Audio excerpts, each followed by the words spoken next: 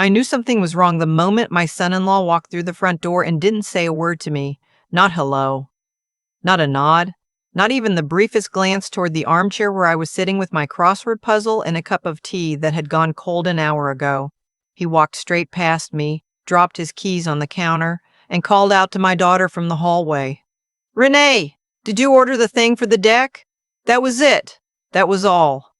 I sat there with my pen hovering over 14 across, a word for invisible, and I almost laughed. I'm Dorothy. I turned 68 last March, and I've lived in this house in Plano, Texas for almost 2 years now.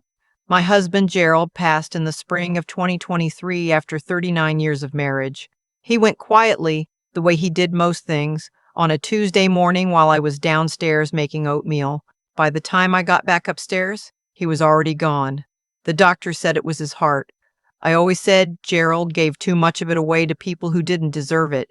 After he passed, the house in Memphis felt like a museum. Every room was Gerald and the absence of him at the same time. My daughter called every week. "Come to Texas, Mom. We have the room. You shouldn't be alone. The kids miss you. You'll love it here." I loved her for asking. I believed her when she said it, so I sold the Memphis house, the one Gerald and I had paid off completely, the one with the magnolia tree in the backyard that bloomed every April without fail, and I drove to Plano with 2 carloads of furniture, my good dishes, and the ceramic rooster Gerald gave me on our 10th anniversary that I've kept on every kitchen counter since. My daughter Renee cried when I pulled into the driveway. Her husband Scott shook my hand and said, "Dorothy, we're so glad you're here." He used my name that day. I remember that because it became rarer as the months went on. The arrangement was simple enough. I would pay rent $800 a month, which Renee insisted was just to keep things fair, and I agreed because I didn't want to be a burden. Their mortgage was $2,200. I told myself I was helping.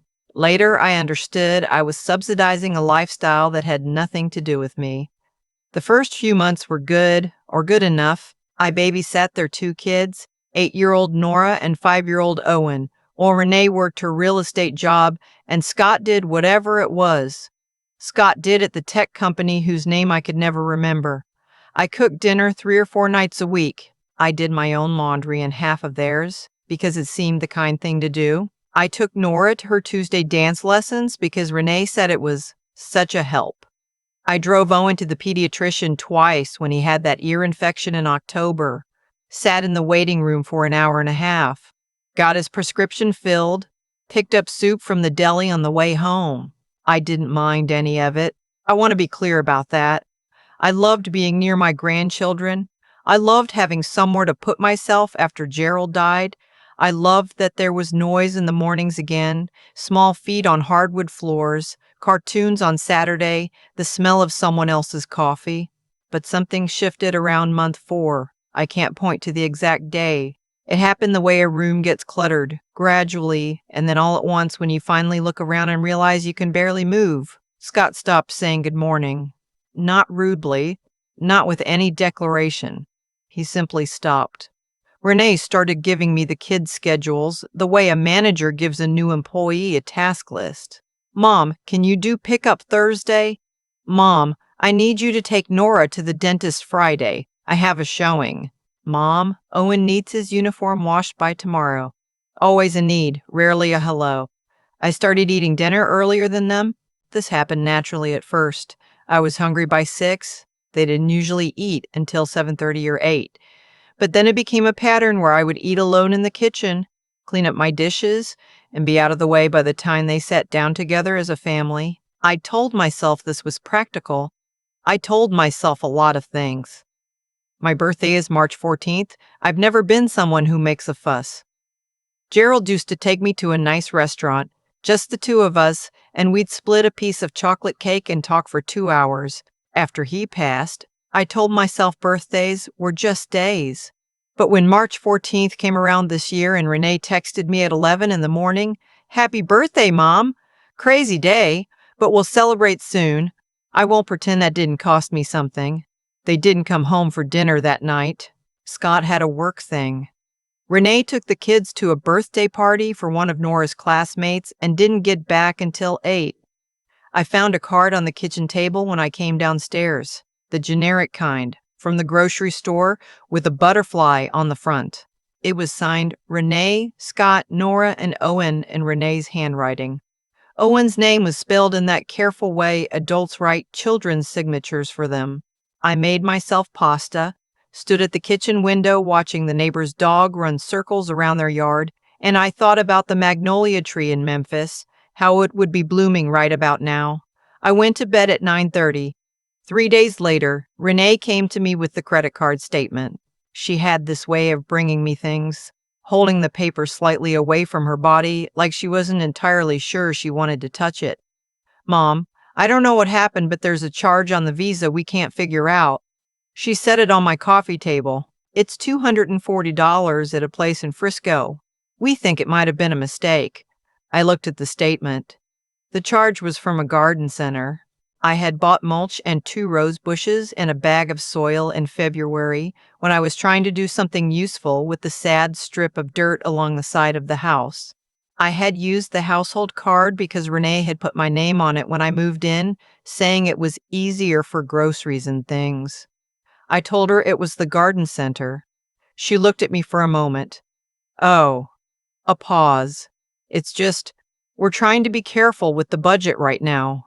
Can you use your personal card for those kinds of things going forward? I said, of course. She picked up the statement and left. I sat there for a while. $240. I had been paying $800 a month for 22 months. I had driven her children to approximately 40 school pickups, 11 doctor's appointments, and 3 birthday parties. I had cooked somewhere close to 300 dinners. I had paid for 3 months of Nora's dance lessons when Renee said things were a little tight.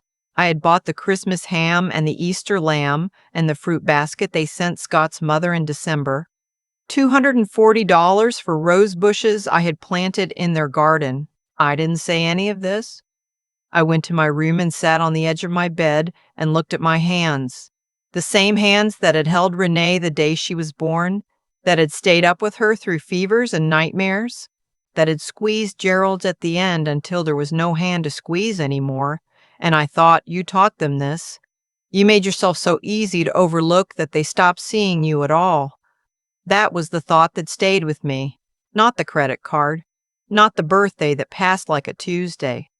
That single sentence, quiet and sure as a nail going into wood. You made it too easy.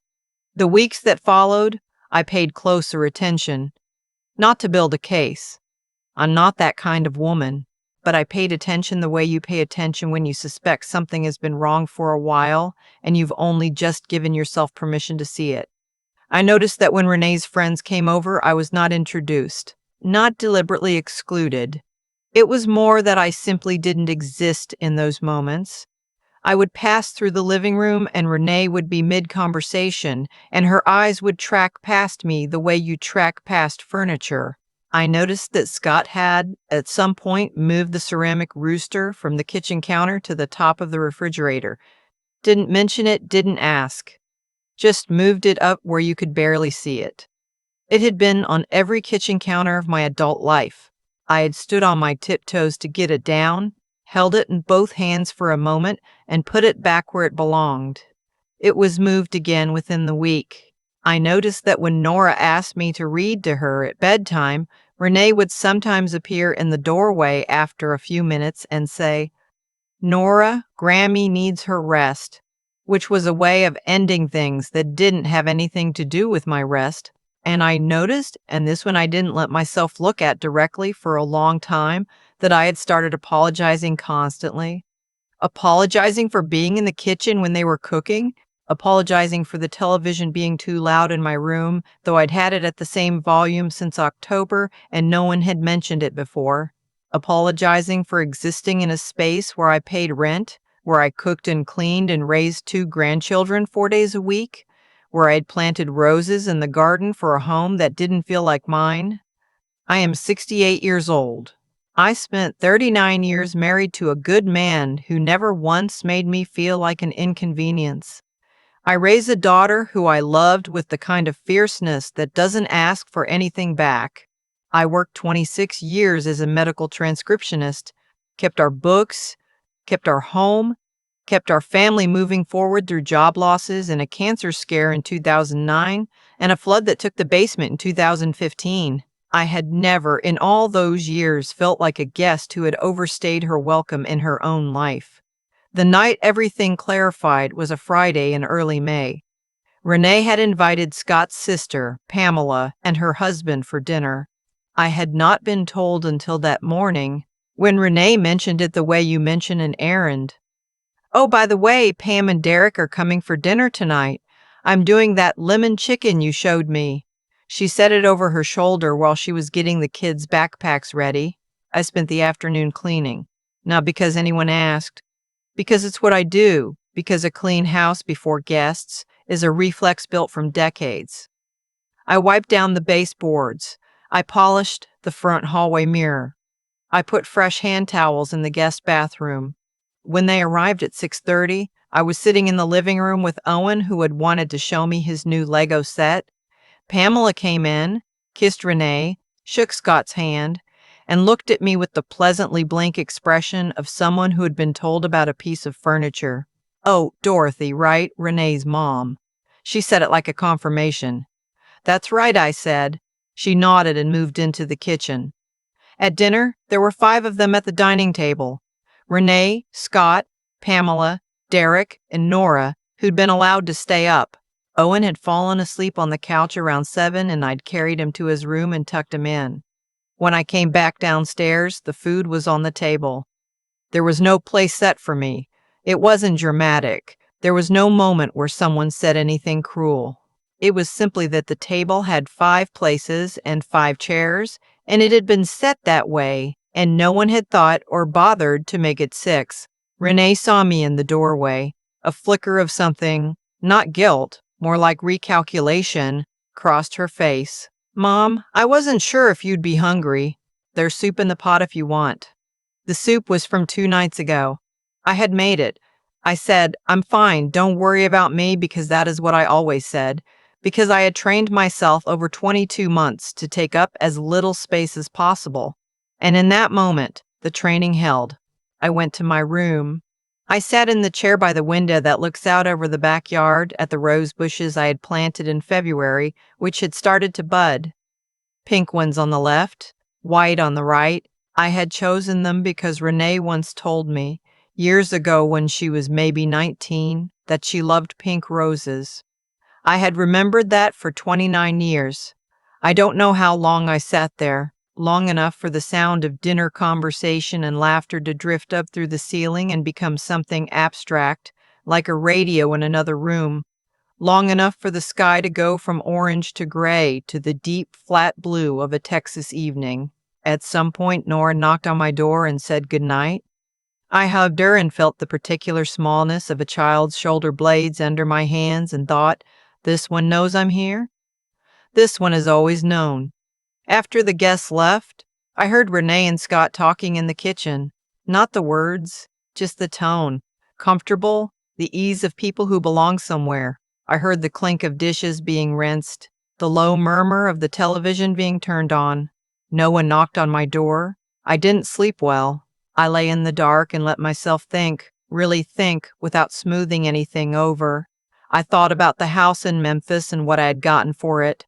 I thought about Gerald and whether he would recognize me in this room, in this life, and I thought the honest answer was probably no. Gerald knew a woman who stood her ground. He used to say, "Dorothy, you don't have a doormat bone in your body?" I had no idea when I had grown so many of them. Somewhere around 2 in the morning, I got up, made myself a cup of chamomile tea, and sat at the kitchen table with a legal pad. I wrote down what I paid each month. I wrote down what I contributed. I wrote down, in plain numbers, what the last 22 months had cost me. Not to feel sorry for myself, but because I needed to see it. Numbers don't apologize. They just sit there, clear and patient, and tell you what is true. At the bottom of the page I wrote, "What do you want, Dorothy?" I had not asked myself that question in 2 years. Maybe longer. I sat with it for a while. Then I wrote the answer. I wanted my own space. I wanted to cook in my own kitchen and put the ceramic rooster exactly where I wanted it. I wanted to have someone over for coffee without feeling like I needed permission. I wanted to go to bed without listening for footsteps that didn't come to my door. I wanted, at 68 years old, to stop being a resource and start being a person again. I folded the legal pad, put it in my robe pocket, and went back to bed. In the morning, I called Linda. Linda has been my closest friend since 1987. We met in a jazz exercise class in Memphis. She'll tell you she was better at it than me, and she is correct. And she is the kind of woman who answers her phone at 7:15 in the morning without a single complaint. She listened to everything. When I finished, she was quiet for a moment and then she said, "Dorothy Marie, I have been waiting 2 years for this phone call." She told me her neighbor's daughter had a one-bedroom apartment in a complex 10 minutes from her in Knoxville. First floor, patio facing east. Pet friendly, which didn't matter yet, but Linda said I should get a cat, and I said maybe. I called the leasing office at 8:30. I had a conversation with a young woman named Becca who was so cheerful and competent that I felt something loosen in my chest just talking to her. The apartment was available June 1st. I told Becca I'd call her back by end of day. I went to see my financial advisor that afternoon. Richard has handled my accounts since 2008. He knows me well enough to speak plainly, which is the only reason I kept him. I laid out what I was thinking. He pulled up my accounts, ran some numbers, looked at me over his reading glasses, and said, "Dorothy, you can do this comfortably. You should have done it 6 months ago." I didn't tell him I probably should have done it a year ago. We shook hands and I drove home. I did not tell Renee that afternoon. I sat through dinner. I made dinner pot roast because I was still on the schedule in my own head. And I watched my daughter laugh at something Scott said and my grandson eat his carrots one by one in perfect seriousness. And my granddaughter explained something extremely important about her friend's hamster, and I loved them. I want to be clear about that too. I loved them the way you love people who have disappointed you, completely, and with open eyes. I called Becca the next morning and said I'd take the apartment. 2 weeks later, I told Renee. I had thought about how to do it for days. I'd imagined a long conversation, tears, questions, defensiveness. What happened instead was quiet. I asked her to sit down, and I sat across from her at the kitchen table, and I said, "I've decided to get my own place. I found an apartment near Linda in Knoxville. I'll be moving June 1st. Renee looked at me for a long time. "Mom, why?" I didn't list the credit card or the birthday or the dinner with the 5 chairs. Not because those things didn't matter, but because they weren't the reason exactly. They were symptoms. The reason was simpler. Because I need to be somewhere I'm fully at home, I said. And I'm not fully at home here. That's not anyone's fault. It's just the truth. She started to cry, real tears. I know the difference. And I reached across and held her hand because she is my daughter, and I will hold her hand until the day I stop breathing, no matter what. But I didn't change my mind. Scott said very little. He shook my hand on moving day the way he had on the day I arrived, and I thought, we have come full circle, you and I. He is not a bad man. He is a man who never fully understood what he had been given, and therefore never understood what he stood to lose. I hope Renee helps him figure that out. Moving day was a Saturday in late May. A young man from the moving company named Travis did most of the heavy lifting. Nora cried and helped me wrap my good dishes in newspaper, very carefully the way I taught her. Owen stood in the doorway of my old room for a while, looking at the empty space where my chair had been. "Grammy," he said, "is your new house good?" "It's going to be very good," I told him. He thought about this. "Will there be a yard?"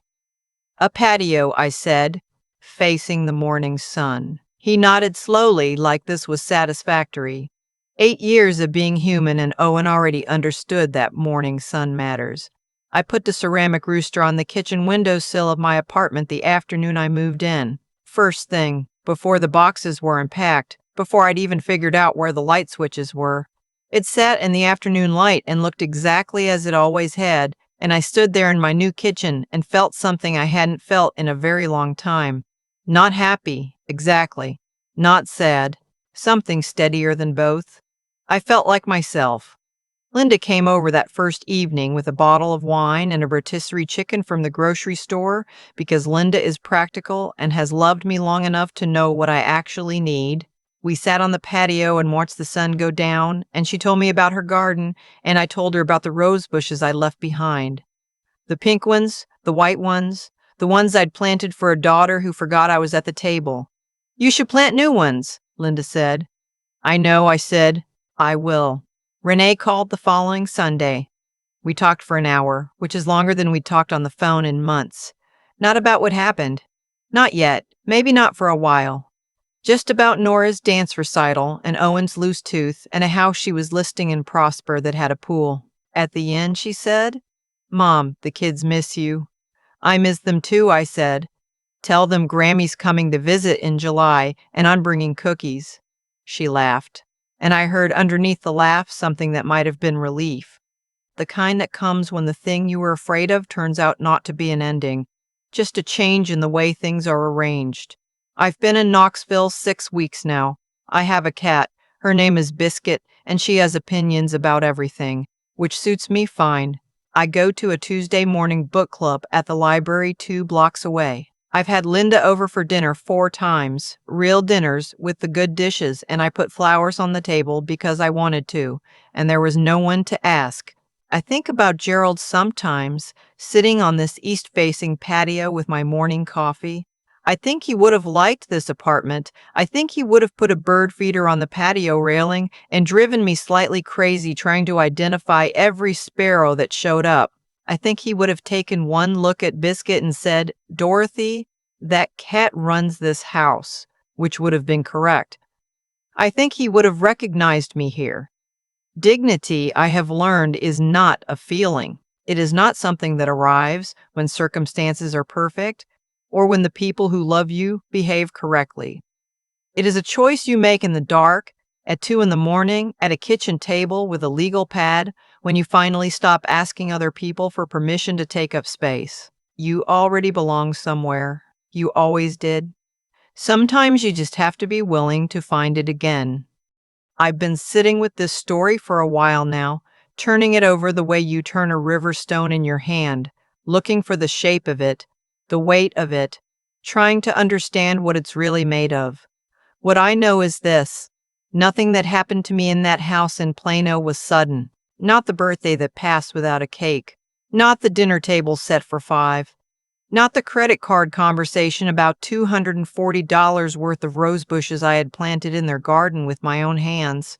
Each of those things was a small stone, and I had been picking them up and carrying them for 2 years without admitting how heavy the pile had gotten. That's the part no one talks about, not the moment you finally leave, but the long quiet before it. When you keep adjusting, keep shrinking, keep telling yourself this is just how things are now. I told myself I was being flexible. I told myself I was being a good mother.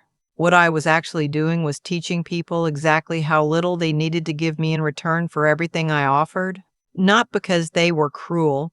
Renee is not a cruel person, and I want to be honest about that, but because I had made it so easy to take me for granted that taking me for granted became the default. There's a kind of wisdom that only comes from getting it wrong first. I had to live 2 years in a house where I felt invisible before I understood that invisibility is never done to you entirely. Some of it you build yourself, board by board, every time you say, "Don't worry about me," when you should have said, "Actually, yes, this matters." Every apology I offered for existing in a space I was paying to exist in was a brick in a wall I built around my own worth. I laid those bricks myself. That's the hard thing to sit with. The intelligence I'm most proud of, if I can call it that, is not the phone call to the leasing office, or the conversation with Richard about my finances, or even the morning I told Renee I was leaving.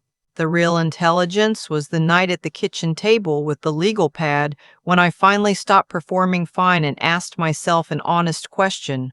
"What do you want, Dorothy?" 4 words. The most important 4 words I'd asked myself in years. Not what does Renee need? Not what would make things easier for Scott. What do I want? The courage to ask that question honestly and then to listen to the answer without flinching. That's what changed everything. And what I've learned, really learned, in the way that stays in your body and not just your head, is that the life you accept is the life you get, not as punishment, not as reward, simply as consequence. I accepted a birthday card with a butterfly on it from a grocery store shelf. I accepted soup made from 2 days ago while company sat at a full table in the next room. I accepted the ceramic rooster moved to the top of the refrigerator out of sight. Each acceptance was a small agreement, and agreements, once made, have a way of becoming permanent unless you're willing to renegotiate. Nora helped me wrap my good dishes in newspaper on moving day. Owen stood in the doorway of my empty room and asked if my new house was good. Those two children knew I was leaving something behind. They also knew, the way children always know, that I was walking toward something too. I put the ceramic rooster on the kitchen windowsill of my apartment the afternoon I arrived. I stood there in my own kitchen, in my own light, and felt the particular quiet of a woman who has finally stopped waiting for someone else to make room for her. I made the room myself. I always could have,